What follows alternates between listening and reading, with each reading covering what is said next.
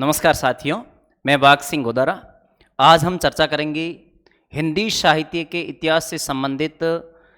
तो हम लोग आपके सिलेबस के अनुसार सामान्यतः हिंदी साहित्य का काल विभाजन की चर्चा करेंगे। मोटे तौर से हिंदी साहित्य को आचार्य रामचंद्र शुक्ल ने 4 भागों में बांटा है। कौन कौन से, कब और उसके अंदर कौन सा कवि है, उनसे संबंधित हम लोग आज चर्चा करेंगे। देखिएगा, देख पा रहे हैं हिंदी साहित्य का इतिहास। मोटे तौर से अगर बात करें कि हिंदी साहित्य के इतिहास से संबंधित, तो आचार्य रामचंद्र शुक्ल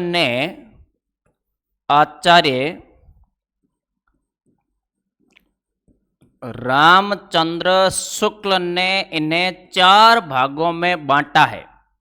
शुक्ल ने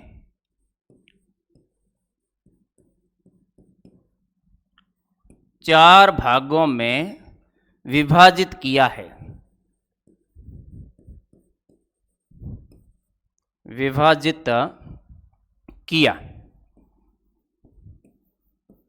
अब मैं बात कर रहा हूं कि इस काल विभाजन को आचार्य रामचंद्र शुक्ल ने मोटे तौर से 4 भागों में विभाजित किया। वो कौन कौन से भाग है देखिएगा। जैसे हम बात कर रहे हैं तो सबसे पहला अगर उन्होंने बात की तो वो काल था आदिकाल। कौन सा काल था? आदिकाल।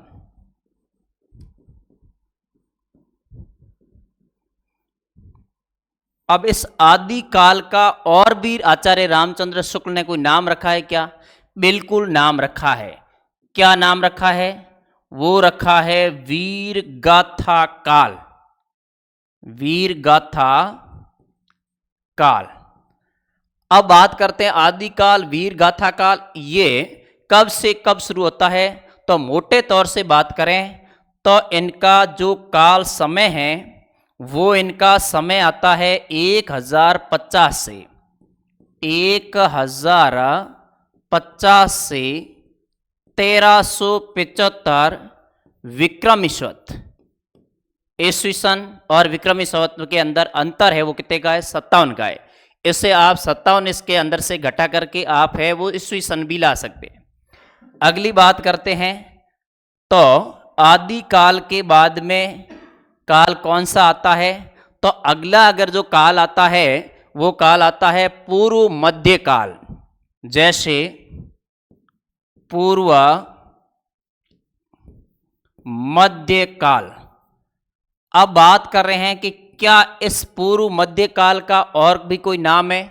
बिल्कुल, उस काल का नाम है, वो है भक्ति काल। अब बात कर रहे हैं कि ये भक्ति काल कब से कब होता है? तो भक्ति काल की अगर हम लोग बात करें तो जैसे ही 1375 पूरा होता है, 1375 से 1700 विक्रमिशत, उसके बाद में अगर हम लोग अगली बात करें, तीसरा जो काल विभाजन है वो आपके उत्तर मध्य काल आ जाएगा। कौन सा काल है? उत्तर मध्य काल। क्या इस उत्तर मध्य काल को और भी किस नाम से जाना जाता है? तो इन्हें जो नाम से जाना जाता है वो रीति काल के नाम से जाना जाता है। रीति काल। अब बात करते हैं कि ये रीति काल है वो कब से कब तक है? तो देखिएगा, जैसे ही आपके पूर्व मध्य काल अर्थात भक्ति काल समाप्त होता है, कहाँ? 1700 पर। अब जैसे ही 1700 पर समाप्त होता है तो 1700 से कहाँ से? 1700 विक्रमिशत से 1900 विक्रमिशत तक है वो कौन सा काल चलता है? रीति काल चलता है। उसके बाद में अगली अगर हम लोग बात करें कि चौथा कौन सा काल है, तो चौथा काल है जिसे हम लोग आधुनिक काल कहते हैं और उसे गद्य काल कहा जाता है। आधुनिक काल।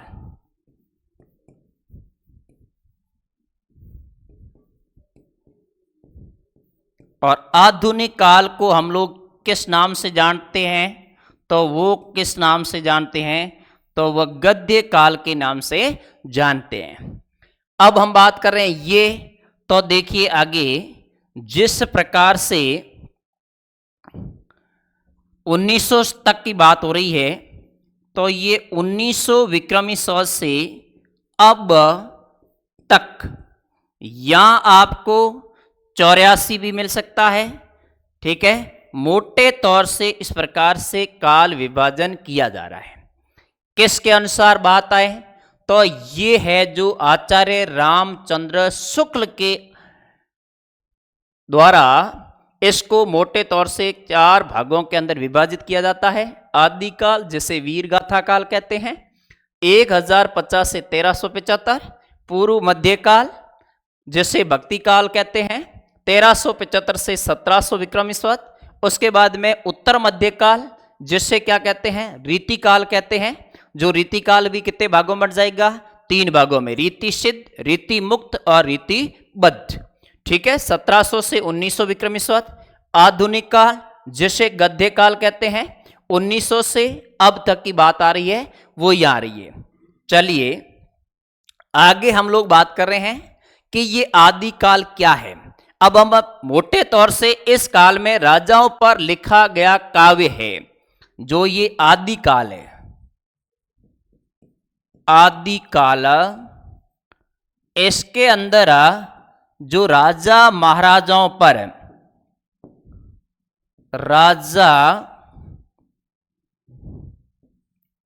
राजाओं पर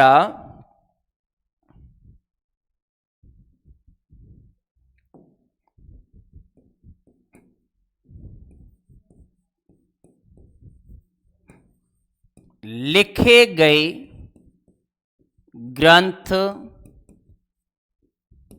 विषय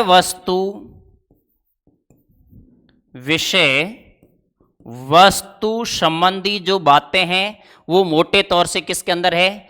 आदि काल के अंदर है। राज्य विस्तार की अगर बात की रही है तो वही भी यहीं की जाएगी। किसकी बात करते हैं? राज्य विस्तार की। राज्य विस्तार की। और क्या है? नारी युद्ध के संबंधित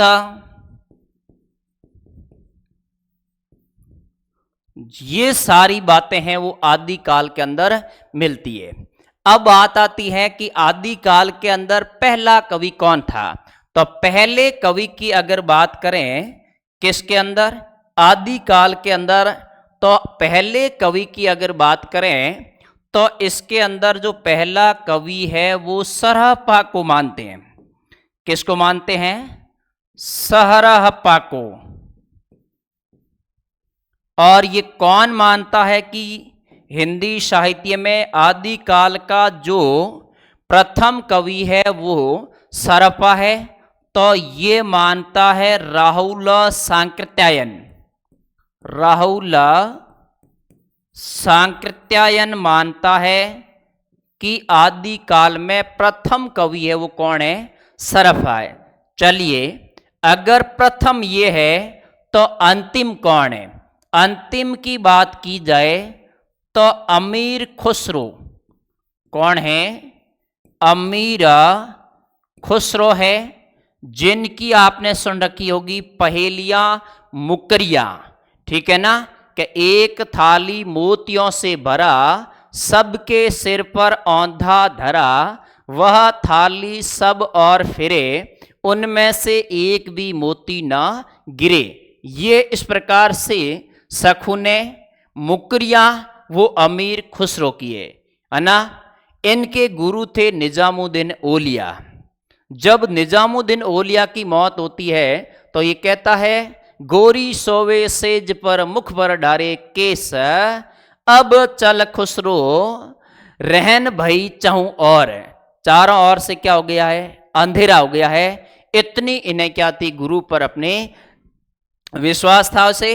तो अमीर खुसरो है, ये क्या है, तो अमीर खुसरो है वो अंतिम कवि है। कैसे कवि है, अंतिम। हिंदी साहित्य में आदि काल में जो प्रथम कवि है वो राहुल सांकृत्यायन के अनुसार सरफा है। और ये सरफा है ना, ये सिद्ध कवि के अंदर आता है। किसके अंदर आता है, सिद्ध के अंदर आता है।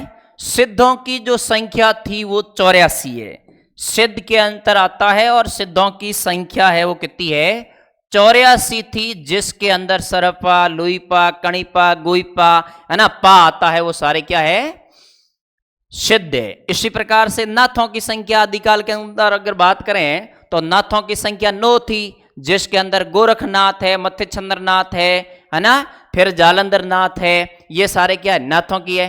तो अंतिम कवि कैसा कवि है, अगर हम बात करें अंतिम कवि, तो ये अंतिम कवि है वो कौन हो जाएगा, अमीर खुसरो।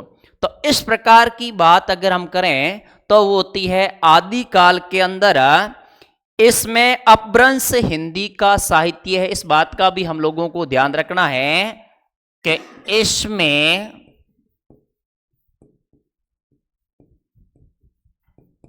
अपभ्रंश हिंदी का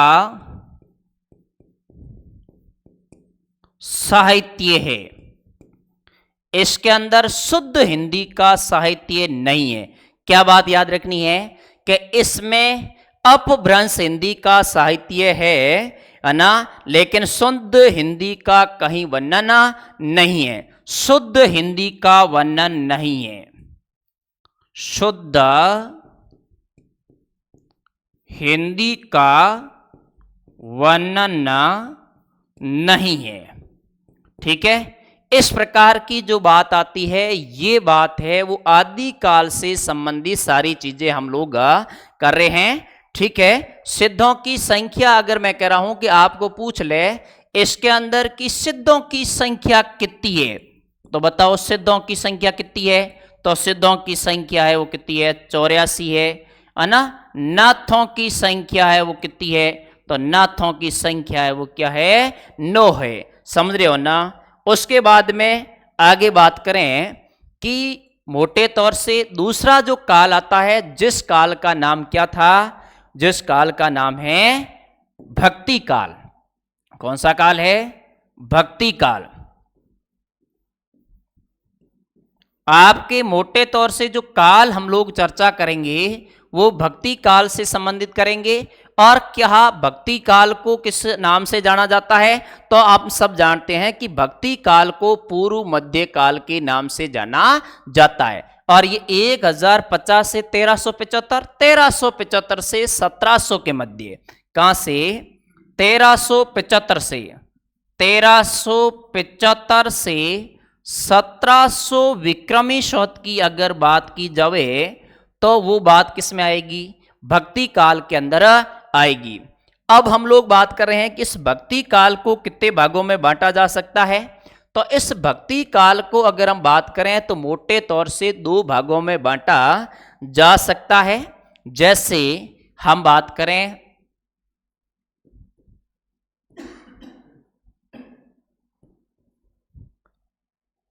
भक्ति काल, अब इस भक्ति काल को हम लोग क्या करते हैं, 2 भागों में बांट सकते हैं। कौन कौन से भाग है, देखिएगा।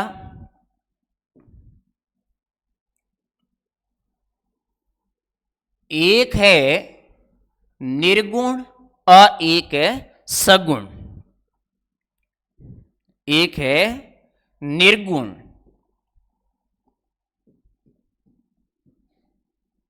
और दूसरा है वो है सगुण। अब देखिए इनको भी क्या किस कुछ भागों में बांट सकते हैं, बिल्कुल बांट सकते हैं। इस निर्गुण को 2 भागों में बांटेंगे और इस सगुण को भी 2 भागों में बांटेंगे। निर्गुण को कौन से 2 भागों में बांटेंगे, तो इस निर्गुण को दो भागों में बांटेंगे। वो एक तो बांटेंगे जान मार्गी, क्या बांटेंगे? जान मार्गी। और इसे क्या कहते हैं? जानाश्रयी शाखा, है ना, या जानाश्रयी शाखा या जान मार्गी। और एक तरफ है प्रेम मार्गी। अब इधर जो बात कर रहे हैं ज्ञान मार्गी का, अब ज्ञान मार्गी के जो प्रतिनिधित्व कवि है वो कौन है? कबीर है ना। इसकी अगर बात करें तो इसका जो मुख्य कवि है वो कौन है? कबीरदास है ना। कबीर का शाब्दिक अर्थ होता है वो कौन होता है? क्या होता है भाई? महान। भक्ति काल के अंदर अगर मैं बात करूं तो मुख्य रूप से तीन कवि आते हैं। सूर सूर सूरा कही तुलसी अनूठी, बच्ची खुशी कबीरा कही बाकी सब झूठी। तुलसीदास ने भी समय को अनुकूल बताया था, है ना। समय अनुकूल नहीं हो तो हमें क्या रहना चाहिए? मौन रहना श्रेष्ठ करो, इस प्रकार की बात तुलसीदास ने कही थी, है ना। तुलसी नर का क्या बड़ा, समय बड़ा बलवान, काबे लूटी गोपियार वही अर्जुन वही बाण। इस प्रकार की बात है। वो कौन कहता है? गोस्वामी तुलसीदास कहता है ना। और यहां अगर किसी की बात आती है प्रेम मार्गी में तो वो बात आती है मलिक मोहम्मद जायसी की। ये एक कैसा संत है? ये एक सूफी संत है। कैसा संत है भाई? सूफी संत है। कबीरदास की अगर बात करें, इनका जन्म की बात करें तो इनका जन्म है वो 1398 से 1518 माना जाता है। लगभग इनकी आयु है वो कितनी मानी जाती है? 120 साल के। कितनी मानी जाती है? 120 साल के। उसके बाद में कहते हैं कि एक विधवा ब्राह्मणी की कोख से जन्मते हैं, इसलिए लोक लाज को देखते हुए उस विधवा ब्राह्मणी ने उसे त्याग दिया। लहर तारा तालाब, काशी के अंदर एक तालाब है, उसके किनारे उसे क्या कर दिया था? त्याग दिया गया था। इस प्रकार की भी बातें हैं वो किससे संबंधित मिलती है? वो है वो कबीर से संबंधित बहुत सारी चीजें मिलती हैं। ठीक है। अब हम बात कर रहे हैं कि इनके कौन गुरु है। अगर हम गुरु की बात करें तो वो गुरु का नाम था, वो नाम था रामानंद। क्या नाम था? गुरु है वो कौन है? तो गुरु है वो रामानंद। रामानंद। महागुरु है वो कौन है? तो महागुरु है वो राघवानंद। कैसा गुरु? महागुरु। महागुरु का नाम मिलता है, वो मिलता है राघवानंद। इस प्रकार के। उसके बाद में अगर इनकी बात करें भाषा की तो कबीर की जो भाषा थी वो भाषा थी संधूकड़ी या पंचमेल खिचड़ी। अगर आपको याद हो कि हजारी प्रसाद द्विवेदी ने, एसपी द्विवेदी ने कबीर के भाषा के संबंध में या कबीर को क्या कहा था? अगर बात आती है किसकी? एसपी द्विवेदी की, यानी हजारी प्रसाद द्विवेदी की, तो इन्होंने इसे भाषा का क्या कहा था? तानाशाही कहा था, यानी भाषा का डिक्टेटर कहा था। किसने कहा था? कबीर को। तो ये कहा था एसपी द्विवेदी, अर्थात हजारी प्रसाद द्विवेदी। भाषा संधूकड़ी भाषा है इनकी। उसके बाद में अगली अगर हम लोग बात करें इनके बारे में, आगे ले लेता हूं मैं, कि इसका जो लालन पालन किया था, क्या किया था? अगर बात आए इनका लालन पालन किसने किया? लालन पालन। अब नदी के किनारे इसे फेंक दिया जाता है तो वहां कहते हैं एक नीरू और नीमा, नीरू और नीमा ये पति पत्नी है, नीरू और नीमा। और जिससे हम लोग क्या कहते हैं? पति पत्नी के जोड़े को ये इसे कहते हैं दंपत्ति। क्या कहते हैं? दंपत्ति कहते हैं। उसके बाद में अगर बात आए इनका संकलन किस में है, तो इनका जो संकलन कर रखा है वो संकलन कर रखा है बीजक में। किसके अंदर है? बीजक के अंदर इनका संकलन है और इनमें बीजक के जो भाग है ना, वो बीजक के 3 भाग है। बीजक के कितने भाग हो जाएंगे? 3 भाग हो जाएंगे। पहला अगर भाग की बात करें तो वो साखी हो जाएगा, है ना। साखी को हम लोग क्या कहते हैं? दोहा कहते हैं, ठीक है। और दोहा एक क्या है? तो दोहा एक छंद है। दोहा एक क्या है? दोहा एक दोहा नहीं है, दोहा एक क्या है? छंद है ना। जिस प्रकार से जिसके अंदर 13 और 11 पर क्या आती है? यति आती है ना। मेरी भव बाधा हरो राधा नागरी सोई, जा तन की झाई परे श्यामो दूती हरित हुई, ठीक है ना। अंतिम लय समान है, 13 11 पर यति है, ठहरना है, तो वो छंद है। उसके बाद में बात आए तो वो है शब्द, है ना। और तीसरी बात आती है वो है रमेनी। ये दोनों हैं, यह दोनों ये गे पद मुक्तक शैली है। गे पद मुक्तक शैली, ये दोनों, ठीक है। और ये है वो दोहा छंद के अंदर है, ठीक है। उसके बाद में अगर हम लोग बात करें तो कबीर से संबंधित, कबीर ने छुआछूत, बाह्य आडंबर आदि का पुरजोर विरोध किया था। एके मल एके मूत्र एके गुदा, कहा ब्राह्मण का शूद्र, नारी की झाई पड़त अंधा होत भुजंग, कबीरा तिनको को गत जे नित नारी संग। इस प्रकार की बातें हैं वो किसने कही थी? कबीर ने कही थी, ठीक है ना। तो इस प्रकार की बातें, इसलिए इन्हें ज्ञानाश्रय, ज्ञान की बातें कही है, इसलिए इन्हें हम लोग चाहें क्या कह सकते हैं? ज्ञानाश्रयी शाखा के प्रतिनिधित्व कवि। शाखा के प्रतिनिधित्व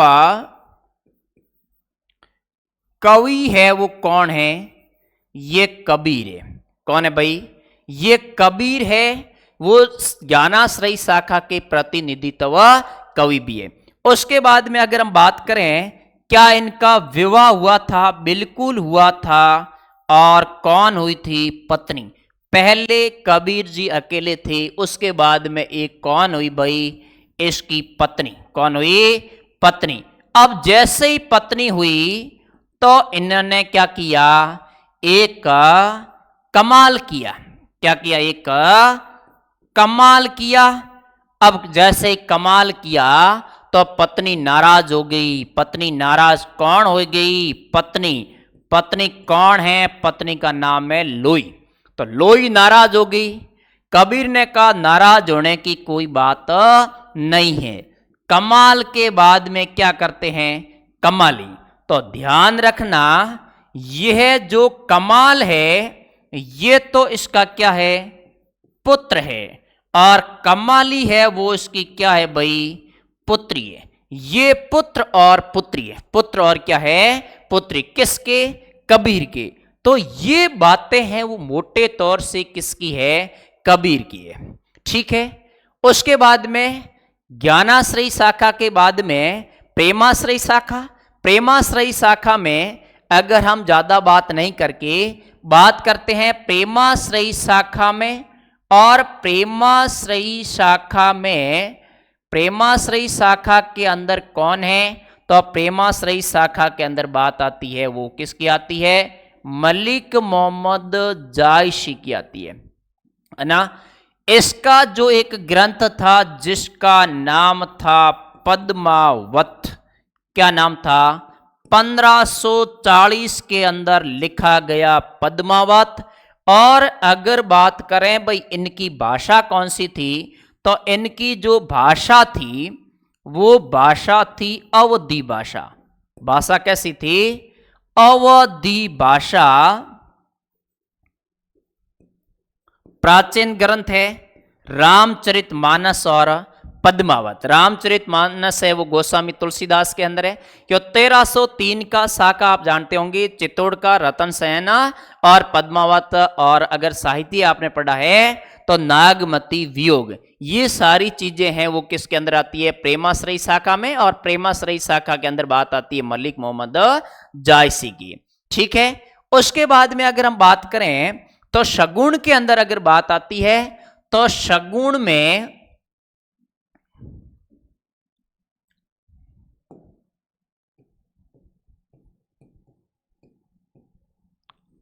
सगुण के अंदर भी हम लोग दो भागों में बांट रहे थे।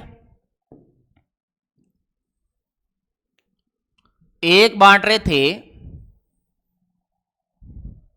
राम भक्त, एक कैसा भक्त हो जाएगा, राम भक्त,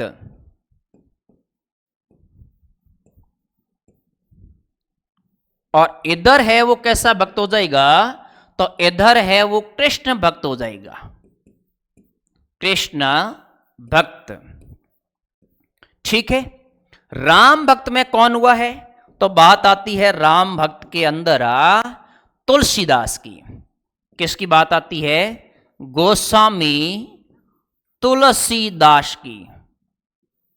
और तुलसीदास कौन है, चलियो गोस्वामी तुलसीदास, तो गोस्वामी तुलसीदास एक राम भक्त कवि है, और जिनके जन्म के संबंध में अगर हम लोग बात करें तो इनका जन्म है वो कब होता है, 1532 में राजापुर गांव, कौन सा गांव आता है, गांव की बात आती है, तो ये गांव आता है राजापुर गांव।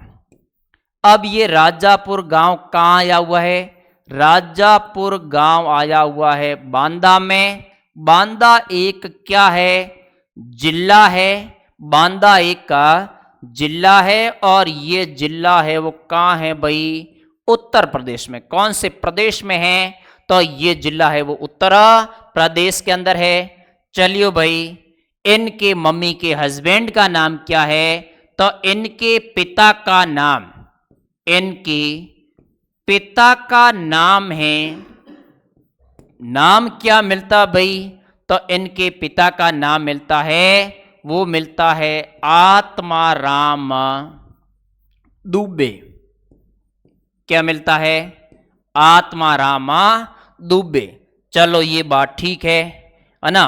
तो इनकी माता का नाम क्या है, तो इनकी माता का नाम है वो है हुलसी बाई। कौन सी बाई है, हुलसी बाई,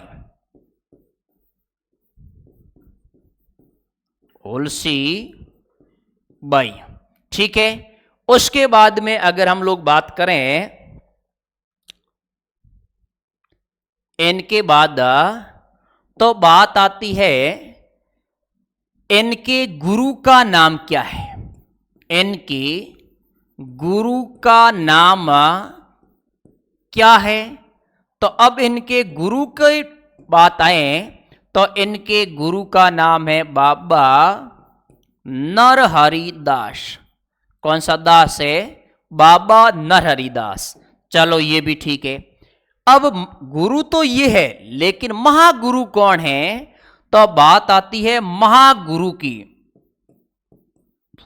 गोस्वामी तुलसीदास के महागुरु का नाम, तो महागुरु का नाम मिलता है वो हम लोगों को क्या मिलता है, शेष सनातन। क्या मिलता है भाई, शेष सनातन। आप लगन से अच्छे तरीके से तन्मयता से चीजों को ध्यान दें, विश्वास दिलाता हूं मंजिलें आसान हो जाती है जब अपना अपनेपन से कहता है तू चिंता मत कर सब ठीक हो जाएगा, विश्वास पक्को खरो मालिक। उसके बाद में बात आती है पत्नी का नाम। क्या है भाई पत्नी का नाम, तो पत्नी का नाम है वो एक बड़ा विदुषी नाम है। पत्नी का नाम है रत्नावली विदुषी, रत्नावली विदुषी। ठीक है भाई। उसके बाद में कहते हैं जब तुलसीदास का जन्म होता है तो इन्हें घर से त्याग दिया जाता है। कहते हैं कि इनका जन्म अभद्र नक्षत्र के अंदर हुआ था, इसलिए माता पिता ने इन्हें क्या कर दिया था, त्याग दिया था। तो अब त्याग दिया, छोटे बच्चे को कहते हैं मुंह के अंदर 2 दांत आए हुए थे, बच्चा है वो 5 साल के उम्र के समान था, इसलिए वो घर वाले डर गए, उन्होंने क्या कर दिया, छोड़ दिया। वैसे आप डरते नहीं है, मुझे पता है, पत्थरी परवाह मत कर रोहमती रहने, भूखिए में बढ़े तो चट मिटा दे चाहने, है ना। तो इनका जो उसके बाद में लालन पालन किया गया था, क्या किया गया था भाई, इनका जो लालन पालन किया गया, वो लालन पालन किसके द्वारा किया गया, इनका नाम था, वो नाम था दासी मुनिया।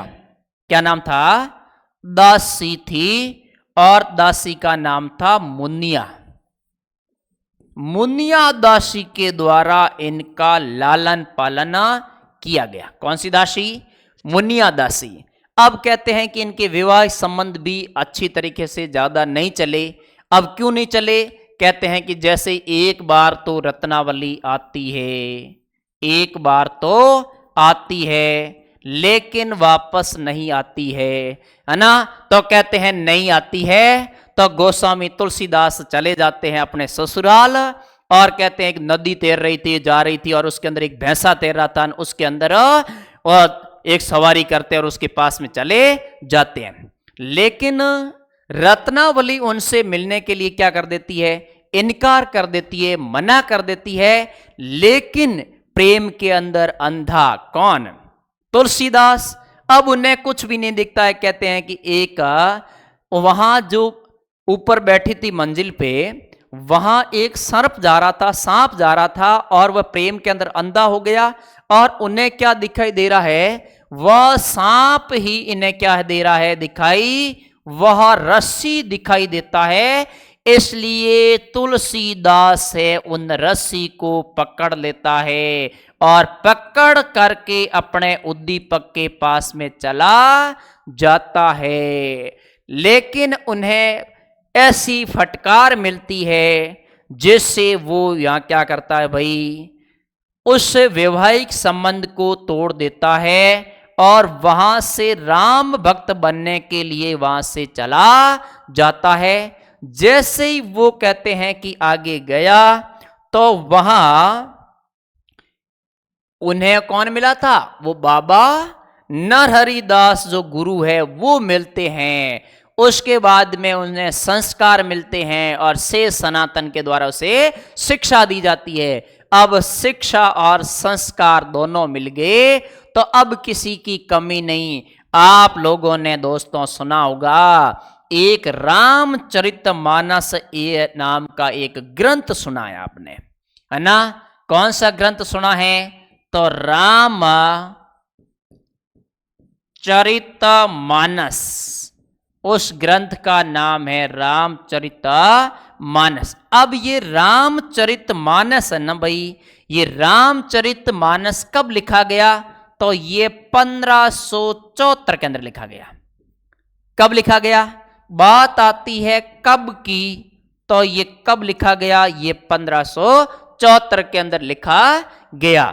क्या इनको लिखने में कोई समय भी लगा था क्या, बिल्कुल। कितना समय लगा था, अगर समय की बात करें तो समय लगा था, वो लगा था 2 वर्ष।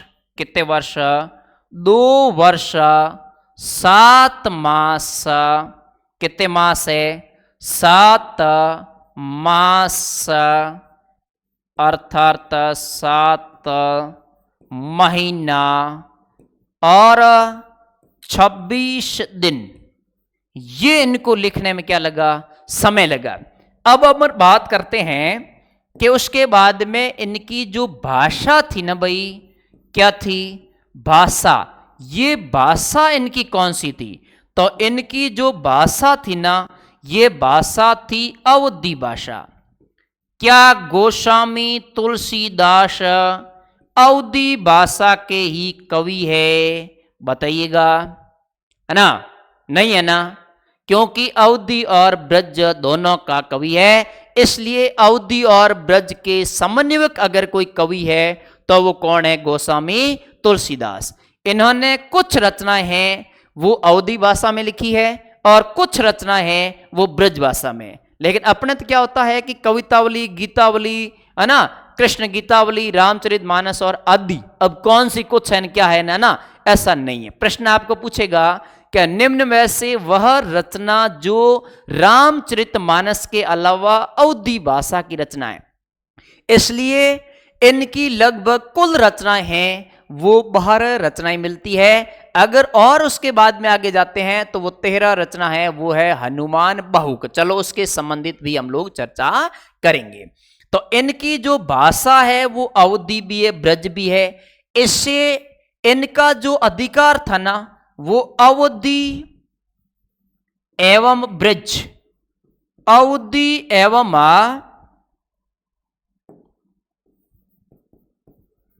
ब्रज पर समान अधिकार था। इसलिए हम लोग कह सकते हैं अवधि और ब्रज को ये एक समान सम्मान देते थे, एक समान सम्मान देते थे। इसलिए अवधि और ब्रज की अगर हम लोग बात करें कि इनकी और भी कौन सी भाषा है, तो भाषा की अगर हम लोग बात करें तो अवधि और ब्रज होगी। रचना कौन कौन सी है? क्या इनकी और भी रचना है? बिल्कुल इनकी और भी रचना है। जैसे हम लोग पहली बात करें तो ये है वो अपन ने बात की रामचरितमानस, रामचरितमानस। उसके बाद में अगर दूसरी की बात करें तो जैसे राम लल्ला, राम लल्ला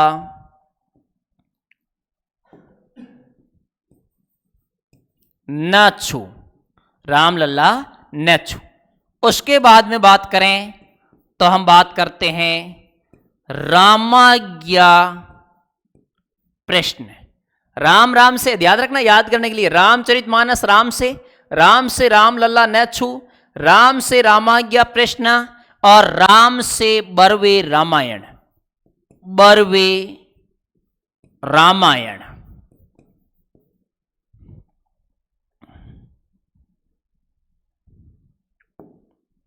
बरवे रामायण, ये क्या होगी? 4 रचना होगी, राम राम से याद रखनी है ना। उसके बाद में अगली रचना अगर बात करें तो 2 नंबर पे जैसे एक अनुच्छेद ये हो गया है ना। उसके बाद में दूसरा अनुच्छेद आया, दूसरे पे अपन को क्या करना है? तो दूसरे पे अपन को दोनों का मंगल करना है। किसका करोगे? कि एक तो हम जानकी का मंगल करेंगे, दूसरा किसका करोगे? तो हम दूसरा है वो पार्वती का क्या करेंगे? मंगल करेंगे। तो बोलो अगली रचना क्या है? जानकी मंगल और पार्वती मंगल, जानकी मंगल और पार्वती मंगल। ये आपकी रचना कितनी होगी? 6 रचना होगी। कितनी रचना हो गई भाई? 6 रचना। चलो आगे और भी रचनाएं क्या? बिल्कुल बिल्कुल बिल्कुल। कौन सी रचना है? तो हम लोग बात करते हैं कि कौन सी रचना है। तो इसमें अगर अगली बात करें तो 3 नंबर 1 नंबर अनुच्छेद दिया हो गया रामचरितमानस, रामलला ने छू, रामाज्ञा प्रश्न, बरवे रामायण। आपको गाते गाते याद कर लेनी, ये माता राजभाना सलगा, ठीक है ना। बैठे बैठे बंदड़ नहीं गाने हैं, ठीक है ना। कि बरिया बरिया समाधन तड़ा बेया टेरी आशा छोड़ दे, ऐसे गाने नहीं गाने हैं, ठीक है ना। लेकिन आप जैसा भी याद करना चाहते हैं उस प्रकार से आप याद कर सकते हैं। अपना केवल और केवल ध्येय है वो क्या होना है? याद हो जाना चाहिए। भले कूदते कूदते करो, भले सोते सोते करो, चाहे बैठते बैठते करो, हम लोगों को एक मनोरंजनात्मक तरीके से याद हो जाना चाहिए, ठीक है। तो 3 नंबर पे 4 वलियां आती है। कविता वली, कविता वली। दूसरी है गीता वली, ठीक है भाई। अगली आती है अगर बात करें तो कृष्ण गीतावली, कृष्ण गीतावली। उसके बाद में अगर अब बात करें तो कौन सी रह गई? दोहावली। कौन सी रह गई? दोहावली। ये रचना है। अभी तक आपके चार, चार और दो छह, छह और आठ, आठ और 10, अभी तक आपके बाहर रचना नहीं हुई। याद हो जानी चाहिए। रामचरितमानस, रामायण, प्रश्न बरवे रामायण, रामलला नेचो। 2 नंबर पे दोनों का मंगल, जानकी मंगल, पार्वती मंगल। 3 नंबर पे 4 वलियां आएगी, कवितावली, गीतावली, दोहावली और कृष्ण गीतावली। उसके बाद में अगर आगे बात करें कि अगली कौन सी आएगी 4 नंबर पे, तो अगली आएगी, अगर हम बात करें 11वें नंबर की अगर बात करें तो वो रचना आएगी आपके विनय पत्रिका। कौन सी पत्रिका? विनय पत्रिका, है ना। और उसके बाद में वैराग्य संदीपनी, वैराग्य संदीपनी। अगर और उसके बाद में अगर बात आए तो उस रचना का नाम है हनुमान बहुक। कैसा नाम है भाई? हनुमान बहुक। ठीक है, इस प्रकार से ये रचना है। अब आप कहेंगे ये तो ठीक है सर, लेकिन इनके नाम भाषा कैसे याद करेंगे हम लोग? तो आपको रचना याद होगी है, तो इस रचना को आपने इस प्रकार से याद किया है कि इसे भाषा को याद करने की आवश्यकता नहीं है। क्यों? क्योंकि ये 4 रचना है ना, ये 4, उसके बाद में 4 ये आ गई और 2 ये आ गई, है ना। 4 और 2 6, और इन 6 की जो भाषा है ना, वो भाषा है अवधी भाषा। कौन सी भाषा है? अवधी भाषा है। और अगले वाले की जो भाषा है ना भाई, भाषा, वो कौन सी भाषा है? ये ब्रज भाषा है। कौन सी भाषा है? ब्रज भाषा। इसके अंदर क्या होता है? रामचरितमानस के अंदर कांड भी होते हैं, है ना। अगर हम बात करें कांडों की, तो इसके अंदर लगभग कितने कांड होते हैं? 7 कांड होते हैं, है ना। कांड वो हत्याकांड वाला नहीं है, ठीक है ना। जैसे मैं कह दूं बाल्यकांड,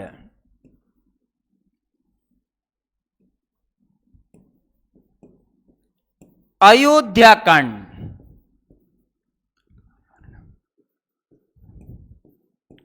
अरण्य कांड,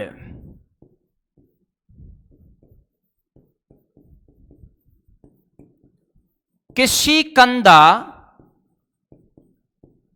कांड, सुंदर कांड,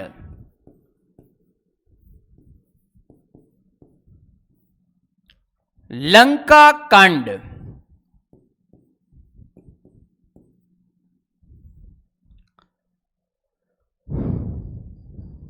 उत्तर कांड।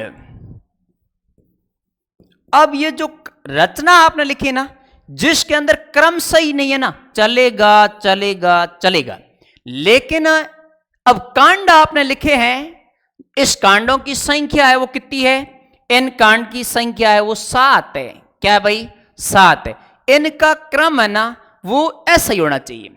बाल्यकांड, अयोध्या कांड, अरण्य कांड, किष्किंधा कांड, सुंदर कांड, लंका कांड और उत्तरकांड। अब याद कैसे करेंगे? कोई दिक्कत नहीं। एक बालक था, वो आता है, आयो, कहा, अरण्याय। साथ में कौन था? किशन। कैसा है किशन? सुंदर है। ठीक है, तो किसी ने कहा मैं क्या करूं, लंका लगा दो। और फिर क्या जवाब मिला कि लंका लगा दोगे तो अगले वाले को क्या दोगे? उत्तर। बालक आयो अरण्याय, किष्किंधा सुंदर लंका उत्तर दो। इस प्रकार की अगर बात आती है, इनके अंदर जो छंद है ना भाई, ये 1074 लगभग इसके अंदर क्या है? छंदों की संख्या है। किसके अंदर? इनके अंदर, है ना। रामचरितमानस में कांडों की संख्या है 7, रचनाओं की संख्या है 12। इसके बाद में हम छोटे से एक और बात करते हैं, वो अगली बात है कि शगुन के अंदर और कौन था। तो शगुन के अंदर जो कृष्ण भक्त था, अब कृष्ण भक्त के अंदर कौन था भाई? कृष्ण भक्त, ये जो कृष्ण भक्त है, वो कृष्ण भक्त है, वो सूरदास है। कौन सा है? सूरदास। 1478 रुनकता या रेणुका के अंदर इनका जन्म होता है।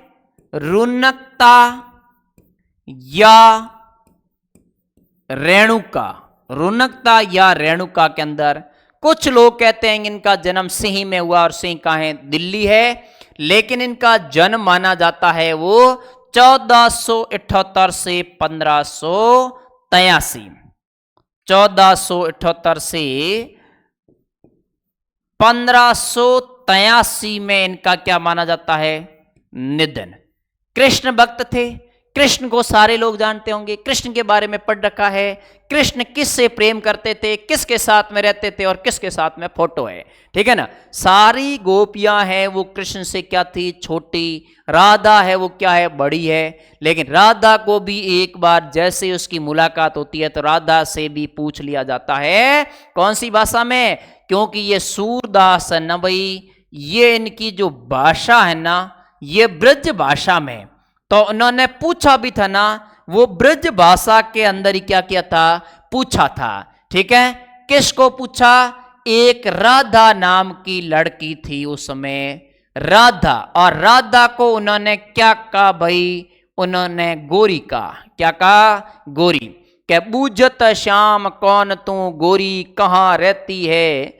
कभी न देखी तुझे ब्रज खोरी, काय के आऊं मैं ब्रज खोरी। खेलत रहती अपनी पोरी, सुनत रहता नंद ठोरा, करत फिरत माखन दधी चोरी। इस प्रकार से वो कहती है कि मैं कभी नहीं आती, क्योंकि मैंने कानों से सुन रखा है कि एक नंद जी का छोरा है, लड़का है, वो एक दूध दही घी मक्खन की चोरी करता है, गोपियों को छिड़ाने का काम करता है, इसलिए मैं गली में नहीं आती, अपनी दहलीज में पोरी में खेलती रहती हूं। उस समय उन्होंने कहा कि अपने क्या दुश्मनी है, क्या है भाई, आज से हमारी क्या बन गई? एक जोड़ी बन गई है ना।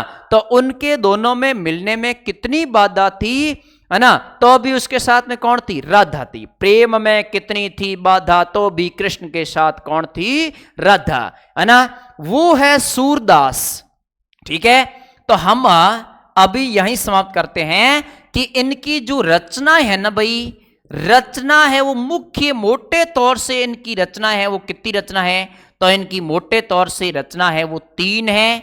मुख्य रचना की बात करें तो वो सूर सागर, कौन सी सागर है? सूर सागर है, ठीक है। उसके बाद में सूर सारावली है, सूर सारावली, और साहित्य लहरी, साहित्य लहरी। इस प्रकार से इन सूरदास की चर्चाएं होती है, ठीक है ना। आगे देखिए, सारी चीजें हमने जो चर्चा की थी, है ना, मोटे तौर से आप चाहते हैं तो एक बार 2 मिनट में हम लोग क्या कर सकते हैं? इनको देख सकते हैं, ठीक है ना भाई। सबसे पहले हम लोगों ने बात की थी, वो बात की थी हिंदी साहित्य के इतिहास में आचार्य रामचंद्र शुक्ल ने जो 4 भागों में, आचार्य रामचंद्र शुक्ल ने, किसने? आचार्य रामचंद्र शुक्ल ने काल विभाजन किया। वो काल थे आदिकाल, जिसे क्या कहते हैं? वीर गाथा काल, 1050 से 1375 विक्रमसंवत। अगला था वो था पूर्व मध्य काल, जिसे क्या कहते हैं? भक्ति काल कहते हैं, है ना, 1375 से 1700। उसके बाद में उत्तर मध्य काल, है ना, रीति काल के नाम से जानते हैं, 1700 से 1900 विक्रमसंवत। आधुनिक काल, जिसे गद्य काल के नाम से जानते हैं, है ना, 1900 से अब तक। उसके बाद में अगली हम लोगों ने बात की कि आदिकाल क्या है? तो राजाओं पर लिखे गए ग्रंथ, विषय वस्तु, राज्य विस्तार की और नारी युद्ध के संबंधित चर्चाएं इसके अंदर की गई है। अब आदिकाल के अंदर कवि कौन था? प्रथम तो सरहपा, कौन मानता है? ये राहुल सांकृत्यन मानता है। 1983 में जो जन्म हुआ आपने पढ़ रखा होगा। अंतिम कवि कौन है? अमीर खुसरो है। इसमें अपभ्रंश हिंदी का साहित्य है, शुद्ध हिंदी का वर्णन इसके अंदर नहीं मिलता है ना। उसके बाद में अगर बात कर रहे हैं भक्ति काल, भक्ति काल को हम लोगों ने दो भागों के अंदर बांटा है, ठीक है, सगुण और निर्गुण के अंदर, है ना, ज्ञानाश्रय शाखा, प्रेमाश्रय शाखा या प्रेम मार्गी।